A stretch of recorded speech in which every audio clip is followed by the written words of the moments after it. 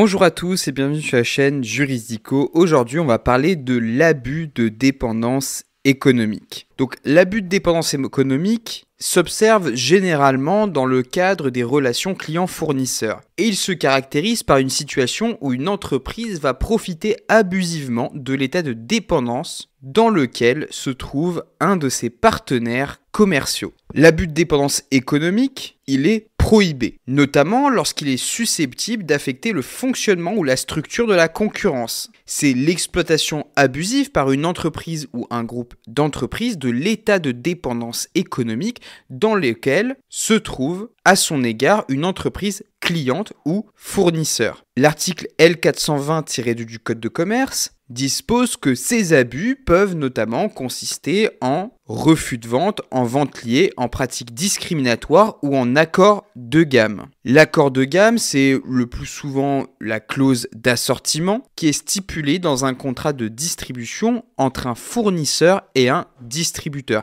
Elle a pour but d'obliger un distributeur à distribuer tout ou partie seulement des produits du fournisseur en contrepartie d'une remise accordée par celui-ci. Cet abus de dépendance économique nécessite 3 conditions cumulatives pour pouvoir être caractérisé. Déjà, il faut une situation de dépendance économique, il faut qu'une entité soit dépendante économiquement, il faut qu'une autre entité abuse de cette dépendance, et enfin, il faut une atteinte au fonctionnement ou à la structure de la concurrence et une relation bilatérale entre un fournisseur et un distributeur.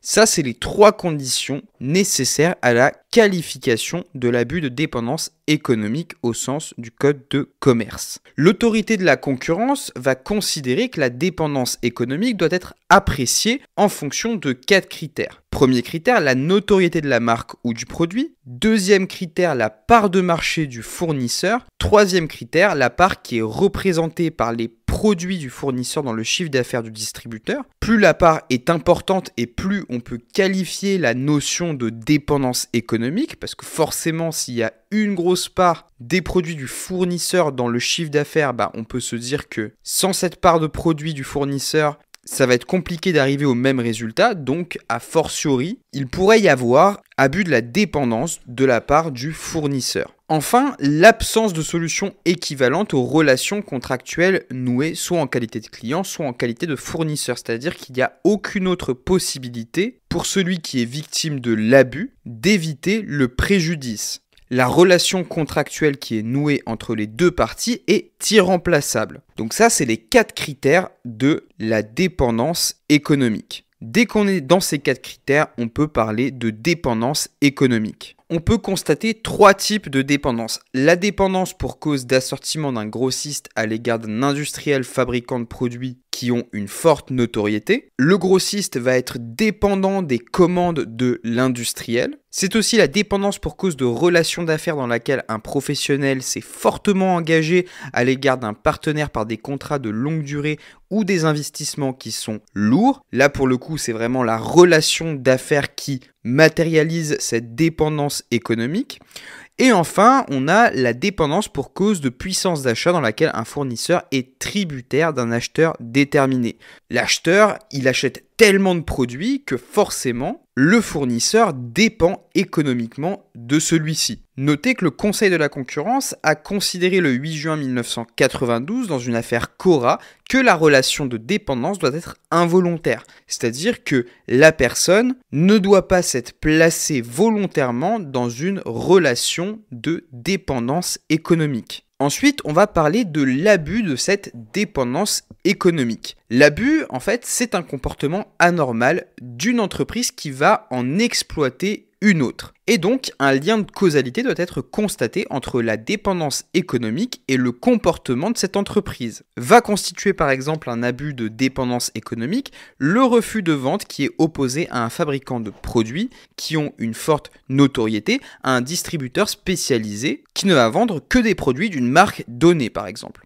C'est aussi le fait de subordonner la vente de produits à l'achat d'autres marchandises. Ça, c'est aussi un abus de dépendance économique. On a d'autres exemples qui sont visés par le Code de commerce qui consistent en des pratiques qui sont discriminatoires. C'est par exemple la minoration de prix imposée par une centrale d'achat à un fournisseur ou l'obtention de fournitures gratuites, la rupture de relations commerciales établies au seul motif que le partenaire refuse de se soumettre à des conditions commerciales qui sont injustifiées. Tout ça, c'est des cas d'abus caractérisés par des pratiques discriminatoires. Enfin, dernier critère, l'atteinte au fonctionnement ou à la structure de la concurrence. C'est une notion qui est juridiquement floue.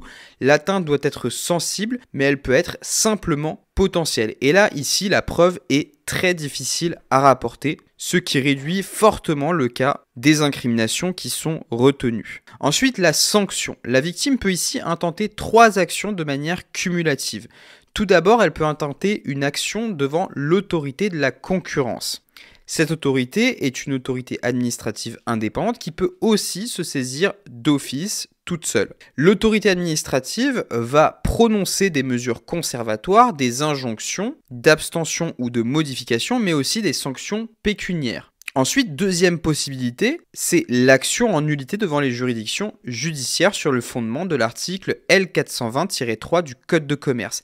Ici, la victime peut aussi obtenir des dommages et intérêts sur le fondement de l'article 1240 du Code civil. Enfin, une action pénale peut être intentée contre toute personne physique qui a pris part de manière personnelle et déterminante dans la conception, l'organisation ou la mise en œuvre de pratiques qui sont visées par l'article L420-2 du Code de commerce. En droit civil, l'ordonnance de 2016, du 10 février 2016, qui porte réforme du droit des contrats, a institué un nouvel article 1143 qui instaure un vice de violence qui découle de l'abus de l'état de dépendance dans lequel se trouve un co-contractant à l'égard de l'auteur de la violence. Il faut démontrer 2 conditions cumulatives. Tout d'abord, doit être caractérisé un état de dépendance qui ne se limite pas formellement à la dépendance économique. Ça peut être par exemple une dépendance financière. Il faut ensuite que la partie forte ait abusé de cet état de dépendance afin d'obtenir un engagement